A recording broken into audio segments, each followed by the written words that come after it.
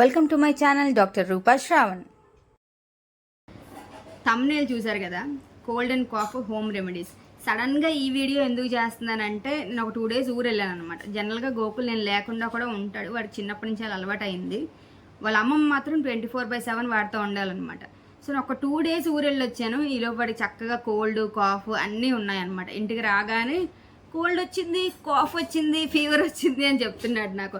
ఆ video clipping add చేస్తాను చూడండి, ఎంత స్వీట్గా చెప్తున్నాడు కోల్డ్ కాఫ్ వచ్చిందని.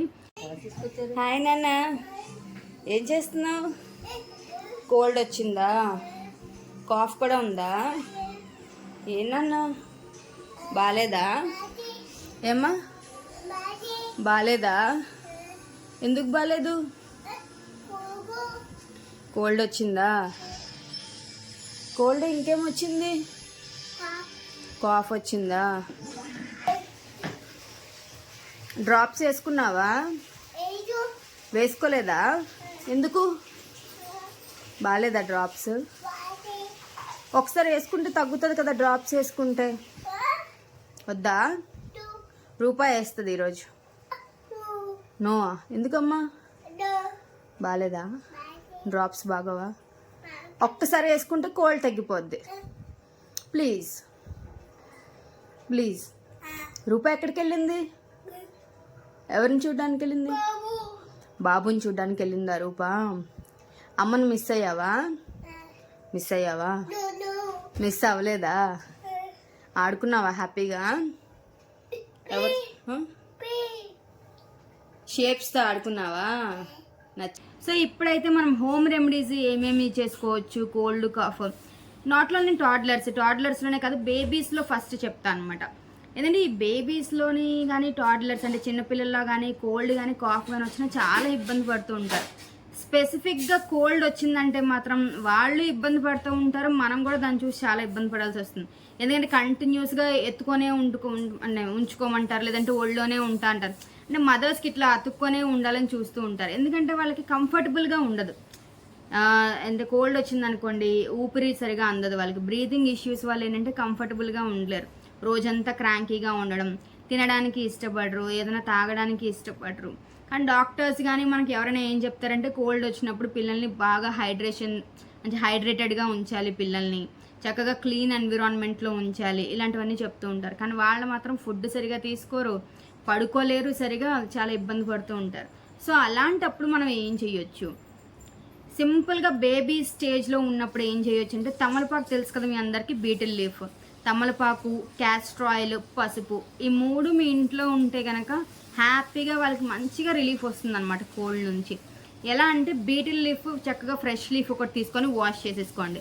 ఆ బీటిల్ లీఫ్ పైన ఆముదం కొంచెం గోరువెచ్చగా చేసి దానిపైన అప్లై చేసి, పసుపు కూడా వేసి చక్కగా నీట్గా కొద్దిగా కొంచెం నురగలాగా వస్తుంది అనమాట. ఎప్పుడైతే మీరు ఆముదం దానిపైన వేసి కొంచెం ఫ్రిక్షన్ పెట్టి రబ్ చేస్తూ ఉంటారో నురగలా వస్తుంది. అలా వచ్చిన స్టేజ్లో ఏం చేస్తారంటే మళ్ళీ బీటిల్ లీఫ్ని జస్ట్గా ఫ్లేమ్ పైన జస్ట్ ఒకసారి ఇట్లా పాస్ చేయండి, కొంచెం హీట్ అవుతుంది అది. దాన్ని తీసుకొచ్చి డైరెక్ట్గా బేబీస్ హెడ్ పైన వేసేస్తే కొంచెంసేపు మీరు పాలు కానీ ఏదైనా తాగించేసి వాళ్ళకి పడుకోబెడితే హ్యాపీగా నిద్రపోతారనమాట. ఇది ఎందుకు ఎలా పనిచేస్తుంది? ఆమదంకి లేదంటే పసుపు, బీటిల్ లీఫ్ దీనికి కోల్డ్ తగ్గుతుందంటే తగ్గిపోతుందని కాదండి, జస్ట్ కోల్డ్ తగ్గే వరకు కూడా మీకు ఇది రిలీఫ్ లాగా పనిచేస్తుంది అనమాట. ఎందుకంటే అది హీట్ అనేది ప్రొడ్యూస్ చేస్తుంది. ఎప్పుడైతే మీరు ఆముదం, పసుపు అన్నీ వేశారో అది హీట్ ప్రొడ్యూస్ చేస్తుంది. అది ప్రొడ్యూస్ చేసే హీట్ వల్ల వేడికి ఆ సైనసెస్ అన్నీ కరుగుతుంది, మ్యూకస్ అంతాను. సో వాళ్ళకి బ్రీతింగ్ అనేది కంఫర్టబుల్గా ఉంటుంది, దానివల్ల హ్యాపీగా నిద్రపోతారు. చాలా వరకు ఏంటంటే పిల్లలు ఇలాంటివి వచ్చినప్పుడు రెస్ట్ ఉండాలి, వాళ్ళకి రెస్ట్ ఉంటే స్లోగా అవి తగ్గుతూ ఉంటాయి అనమాట. ఎందుకంటే జనరల్గా కోల్డ్ వచ్చినప్పుడు చెప్తూ ఉంటారు కదా, మెడికేషన్ తీసుకున్నా తీసుకోకపోయినా తగ్గుతుంది, కానీ అంటే ఇట్ టేక్స్ ఇట్స్ టైం అనమాట. దానికంటూ కొంచెం టైం పడుతుంది తగ్గడానికి. ఈలోపు రిలీఫ్ కోసం మనం అన్నీ ఏదైనా వేరే చాయిసెస్ తీసుకోవాలి. కాబట్టి this is the best home remedy for cold, అది కూడా బేబీస్లోనే. సరే టాడ్లర్స్లో అయితే ఏం చెయ్యాలి? టాడ్లర్స్లో ఈ తమలపాకు ఇదంతా వేయలేం, ఎందుకంటే వాళ్ళకి చక్కగా హెయిర్ అంతా బాగా గ్రో అయిపోయి ఉంటుంది. ఇది మీరు వేసినా కానీ చక్కగా పైకి నించుంటుంది అనమాట, ఆ స్టిక్ అయ్యి ఉండదు. సో వీళ్ళకి ఏం చేయొచ్చు అంటే రోజంతా వామ్ వాటర్ ఫుల్లీ హైడ్రేషన్లో ఉంచాలి. ఎందుకంటే 1 year తర్వాత మనం ఆల్మోస్ట్ మిల్క్ అందరూ బ్రెస్ట్ ఫీడింగ్ ఆపేస్తారు, ఫార్ములా మిల్క్ కూడా ఏమి ఇవ్వరు. సో ఫుడ్ ఏదైనా తీసుకోవాలనుకుంటే వైటమిన్ సి, ఆరెంజెస్ మీరు హ్యాపీగా పెట్టుకోవచ్చు. చాలామంది ఏంటంటే జలుబు ఉన్నప్పుడు లేదంటే వింటర్ సీజన్లోని వాళ్ళకి ఆరెంజెస్ పెట్టకండి అది ఇది అంటూ ఉంటారు. లేదంటే ఆరెంజెస్ మీరు హ్యాపీగా పెట్టుకోవచ్చు. ఎందుకంటే వైటమిన్ సి దాంట్లో చాలా బాగుంటుంది. అండ్ వైటమిన్ సి ఏంటంటే మన ఇమ్యూన్ సిస్టమ్ని బూస్ట్ చేయడానికి హెల్ప్ చేస్తుంది అనమాట. మన ఇమ్యూన్ సిస్టమ్ స్ట్రాంగ్గా ఉంటే అది ఆ కోల్డ్ కాఫ్ వీటితోనంటే ఫైట్ చేస్తుంది. ఫైట్ చేయడం వల్ల వాళ్ళకి త్వరగా తగ్గే ఛాన్సెస్ ఉంటాయి అనమాట. సో ఈలోపు వాటర్ ఒకటి హైడ్రేషన్తో ఉంచిన తర్వాత నాజిల్ సెలైన్ డ్రాప్స్. నాకు తెలిసి అందరు మదర్స్ దగ్గర మెయింటైన్ చేసేది ఏదైనా ఉంటే అది nasal saline drops at the Vicks VapoRub, baby Vicks VapoRub అనమాట. అది కూడా మెయింటైన్ చేస్తూ ఉంటారు. సో ఇవి రెండు కూడా బాగా పనిచేస్తాయి, నాజిల్ సెలైన్ డ్రాప్స్, విక్స్ వేపరబ్ కూడా. ఇవి కాకుండా ఇంట్లో మీరు ఏం చేయొచ్చు అంటే కరక్కాయ తెలుసు కదా అందరికీ, నాకు తెలిసి కరక్కాయ, ఇండుక్కాయ, తర్వాత జాజికాయ, పసుపు, కొమ్ము పసుపు ఉంటుంది కదండి, ఆ పసుపు. ఇవి జనరల్గా పిల్లలు పుట్టినప్పటి నుంచి కూడా మన ఇంట్లో పెద్దవాళ్ళు చెప్తూ ఉంటారు, ఇవి కనీసం 10 డేస్కి ఒకసారైనా ఇవ్వండి, స్టమక్ క్లీన్ అవుతుంది, లేదంటే బేబీస్ ఏమైనా నూనె పునుగురు ఏదైనా ఉంటే క్లియర్ అవుతాయని చెప్తూ ఉంటారు. బట్ ఇవి కోల్డ్ కాఫ్ వచ్చినప్పుడు కూడా ఇవి చాలా బాగా పనిచేస్తాయి అన్నమాట. పసుపు ఏంటంటే యాంటీబయాటిక్, మీకు అందరికీ తెలిసింది, ఎవరికి ఈ రోజుల్లో పసుపు గురించి చెప్పక్కర్లేదు. సో పసుపు మంచి యాంటీబయాటిక్గా పనిచేస్తుంది. సో అలాగే ఇండుక్కాయ ఏంటంటే మీలో ఎంతమందికి తెలుసో తెలీదో నాకు తెలియదు, ఇండుక్కాయ ఏంటంటే క్లీనింగ్కి బాగా హెల్ప్ చేస్తుంది అనమాట. దీన్ని జనరల్గా వాటర్ ప్యూరిఫికేషన్ కోసం వాడుతూ ఉంటారు. సో ఈ ఇండుక్కాయని మనం పిల్లలకు కూడా ఇవ్వచ్చు అనమాట ఇది. అండ్ కరక్కాయ, ఈ మూడు కనుక కలిపేసి మనం చక్కగా రంగు తీసేసి ఆ చిన్న పేస్ట్లో వస్తుంది. ఆ పేస్ట్ చాలా తక్కువ అమౌంట్స్, లిటిల్ అమౌంట్స్ వాళ్ళకి ఇస్తే ఏమవుతుందంటే వాళ్ళకి ఒక రిలీఫ్ అనేది వస్తుంది. ఆ నెక్స్ట్ డేకి కానీ అటు విదిన్ 2 days ఈజీగా ఈ రాయి చూస్తున్నారు కదా, ఇదేంటంటే నేను రుబ్బు రోళ్ళు అవి అమ్ముతారు కదా, సో ఆ ప్లేస్లో తీసుకున్నాను అనమాట. ఈ రాయి చక్కగా రౌండ్గా గరుగ్గా ఉంటుంది అనమాట. ఇది దీనిపైన నూరుకోవడం చాలా ఈజీ అనమాట. జనరల్గా ఇంట్లో ఈ కరక్కాయ ఇవన్నీ నూరాలంటే ఎక్కడ పడితే అక్కడ నూరలేము, ఎందుకంటే అవి బాగోవు కాబట్టి. సో నేనేం చేశానంటే వీటి కోసమే స్పెసిఫిక్గా ఇది వెతుక్కొని వెళ్ళి ఒకరి దగ్గర ఉంటే తీసుకున్నాను అనమాట. సో ఒక్కొక్క ఇంగ్రీడియంట్ ఫస్ట్ టైం ఆ రాయి కొనుక్కొని వచ్చినప్పుడు ఏం చేయాలంటే చాలా డస్ట్ ఉంటుంది, శాండ్ అంటే మనకు కనిపించినట్టు ఉంటుంది అనమాట. సో అదంతా క్లీన్ చేసుకొని బాగా అప్పుడే మనం యూజ్ చేయడం స్టార్ట్ చేయాలన్నమాట. సో ఇప్పుడు నేను చెప్పాను కదా, ఈ 4 ఇంగ్రీడియంట్స్ కూడా ఒకదాని తర్వాత ఒకటి చక్కగా మనం నూరేసుకొని ఎంత క్వాంటిటీ కావాలో అంత క్వాంటిటీ మనం చేసుకొని పెట్టుకోవచ్చు. అండ్ ఇందులో ఏంటంటే ఈక్వల్ క్వాంటిటీస్ మనం తీసుకుంటున్నాం అనమాట. నేను గోకుల్కి ఇప్పుడు ఆల్మోస్ట్ 2 years కాబట్టి 2.5 years నియర్లీ. సో నేను ఏం చేస్తానంటే ఈక్వల్ క్వాంటిటీస్ అన్ని ఇంగ్రీడియంట్స్ కలిపి ½ tablespoon వస్తుందన్నమాట.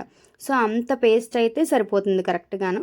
ఇంకా చిన్న బేబీస్కి ఏం చేస్తారంటే జస్ట్ మీరు వేలుతో చేస్తే జస్ట్ చిటికెడు అంటారు కదా, అంత అయితే సరిపోతుంది అనమాట.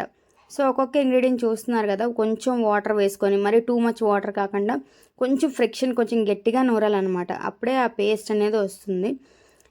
కరక్కాయ కొంచెం టైం పడుతుంది, చాలా గట్టిగా ఉంటుంది కదా కరక్కాయ, టైం పడుతుంది అనమాట. పసుపు ఈజీగా వచ్చేస్తుంది, తర్వాత జాజికాయ కూడా చాలా ఈజీగానే పేస్ట్ వస్తుంది.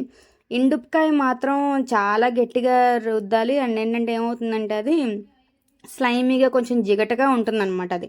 కానీ నేనైతే ఇక్కడ ఏం చేస్తానంటే 4 ఇంగ్రీడియంట్స్ సపరేట్గా అవి నూరే ముందు కూడా మనం ఏం చేయాలంటే ప్రతిదీ నీట్గా వాష్ చేసుకొని ఒక్కొక్కటి మనం దాన్ని రంగు తీసుకోవాలన్నమాట. చూస్తున్నారు కదా ఎలా చేస్తున్నాను, రౌండ్గా. ఆ రాయి కూడా అలాగే ఉంది సర్కిల్స్ గాను. సో నాకు ఈజీగా పేస్ట్ అనేది వచ్చేస్తుంది అనమాట.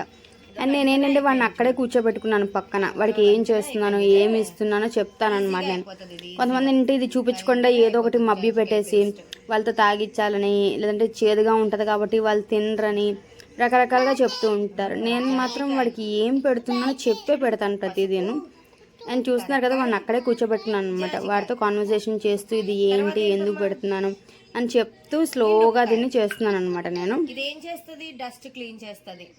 బాడీలో డస్ట్ ఉంటే అంతా ట్రాప్ చేసేస్తుంది. కొంచెం వాటర్ వేద్దాం, కొంచెం వాటర్ వేద్దాం.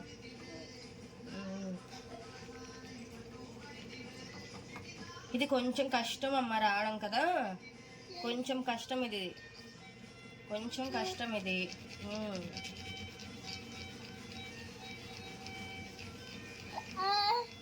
ఇలా ఇలా చేయాలి, round round round and round, round round అని చేయాలి ఇట్లా. ఇలా రౌండ్ రౌండ్గా చేయాలి, round and round, round and round.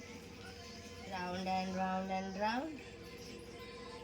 పట్టుకోవడం కూడా కష్టమవుతుంది. అమ్మో పడిపోయిందా?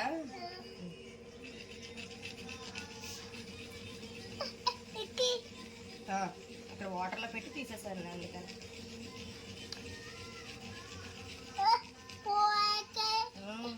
Round round round round.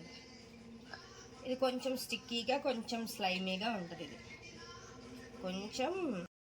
So చూసారు కదండి, నేనైతే ప్రతిదీ కూడా అంటే 4 ఇంగ్రీడియంట్స్ సపరేట్గా పేస్ట్ అనేది నూరేసి పక్కన పెట్టుకున్నాను అనమాట. అవన్నీ ఎందుకు కలిపేయకుండా పెట్టానంటే నాకు కొంచెం క్వాంటిటీ తెలియడం కోసం, అంటే ఏది ఎక్కువ వచ్చింది ఏది తక్కువ వచ్చింది అట్లా చూసుకోవడానికి క్వాంటిటీ తెలిసిపోతుంది కదా అని చెప్పి సపరేట్గా తీసి పెట్టాను. ఇవన్నీ కలిపేసి తర్వాత చక్కగా మొత్తం కలిపేసి ఇట్లా పేస్ట్ లాగా 4 కలిపేసి చూసారు కదా అట్లా పేస్ట్ లాగా చేసేసుకుంటే మనకు ఆ క్వాంటిటీ చూసారు కదా మీకు, అది లెస్ దాన్ ½ టీ స్పూన్ ఉంటుంది అనమాట అది. సో అది హ్యాపీగా ఈ మాత్రం క్వాంటిటీ అయితే వాళ్ళకి సరిపోతుంది, మరి టూ మచ్ క్వాంటిటీ కూడా అవసరం ఉండదు అనమాట. వాడికి చూడండి ఇప్పుడు నేను ఎలా తినిపిస్తాను. కోల్డ్ తగ్గిపోద్ది. Only once. అమ్మ కోల్డ్ తగ్గిపోద్దా? చాక్లెట్ ఇది స్వీట్ గా ఉంటది. ఇప్పుడు చూసావు కదా అమ్మ ఎలా చేసిందో. ఒక్కసారి నేను తిన్నా పోనీగా, నేను తిన్నా.